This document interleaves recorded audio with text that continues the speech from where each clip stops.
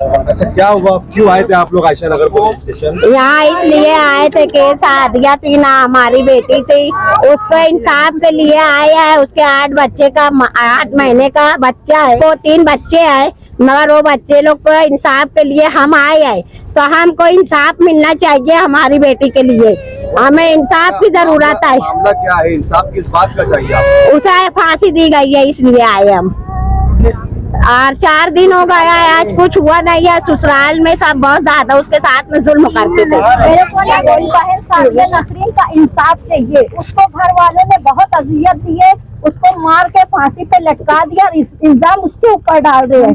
हम पुलिस की कार्रवाई पे मुतमईन नहीं है। वो उसके पास 8 माह का बच्चा है, वो माँ ऐसा काम नहीं कर सकती, वो खुदकशी नहीं कर सकती। पहले बच्चे की तरफ हम उसको बैठाने के बोले थे, तलाक लेने का बोले थे, पर वो बच्ची बड़ी नहीं, मेरे बच्चों की खराबी होगी तो एक बच्चे की खातिर अपनी सब कुर्बानी देने के लिए तैयार थी। वो 3 बच्चों को छोड़ के कैसे खुदकशी कर सकती है? और वो हमारे को पुलिस की कार्रवाई पे हम मुतमईन नहीं है।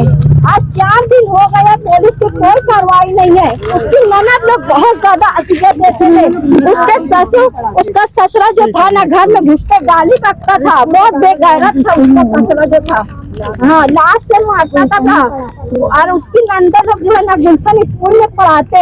हाँ, नीरा, मुंजीरा, आयशा 3 ननद अपने घर रहते थे।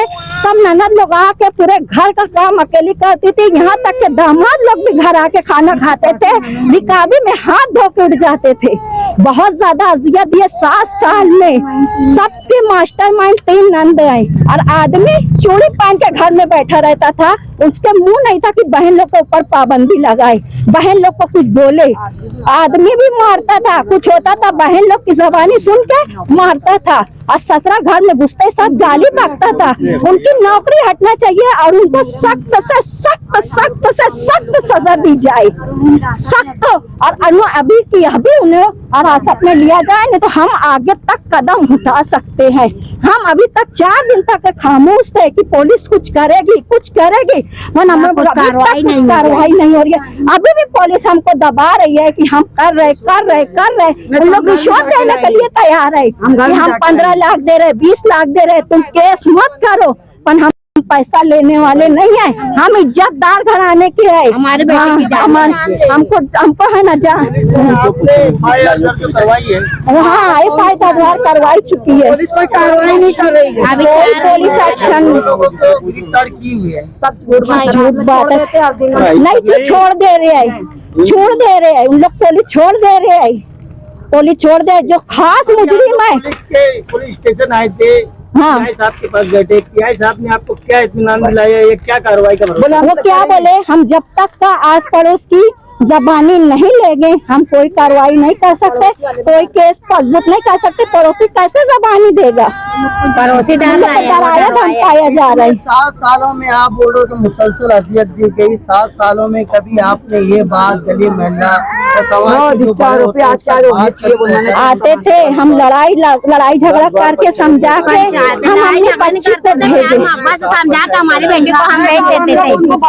अब अगर इजाजत मिले तो हम घसीट के लाएंगे। हम लोग पंचायत करे 10 मरतबा पंचायत कर चुके हैं। अच्छा, इन 7 सालों में कभी पुलिस की मदद लेने की आप हम खानदानी लोग हैं तो हम ऐसा कदम नहीं उठाए। हम सोचते थे कि जाने दो, बड़े लोग बोलते थे। हाँ, आज आरोपी को यहाँ जमा करा जाए हमारे सामने। बरोज जुमेरात शाम 4 साढ़े 4 बजे के टाइम हम लोगों को मेरे छोटे भाई उबैदुर रहमान को फोन आता है कि सादिया को कुछ हो गया है। जब हम लोग घर पे आके देखते हैं तो सादिया नसरीन जो है वो लटकी हुई है, और उसके घर की कुछ हाइट जो है 5-6 फीट की ऊंचाई है, कोई बहुत ज्यादा नहीं है।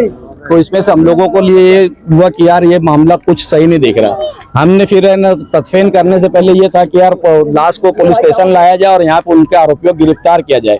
लेकिन खानदान के कुछ बड़े बूढ़े और महल्ले के कुछ लोगों ने और कुछ सियासी लोगों ने ये कहा कि यार ये ठीक नहीं है, लाश का खराबा मत करो। हमने हमारी बहन की लाश का ना खराबा करते हुए उसका तदफीन कर दिया गया।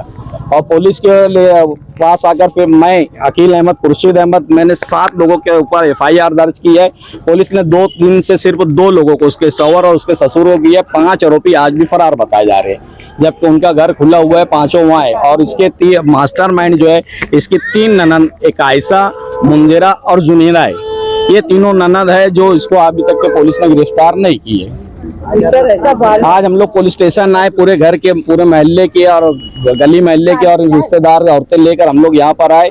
तो अभी PI साहब का ये कहना है कि उस गली के औरतें और उस गली के लोग जब तक के हम लोग को स्टेटमेंट ऐसा नहीं देंगे, हम उन लोग को गिरफ्तार नहीं कर सकते। कुछ नया कानून निकला। जिस जगह ये हादसा हुआ है, हजार खुली रशीद साहब के घर के सामने ये हादसा हुआ है, उस घर के आसपास के पड़ोस के लोगों की बोले गवाही चाहिए उनको गिरफ्तार करने के लिए।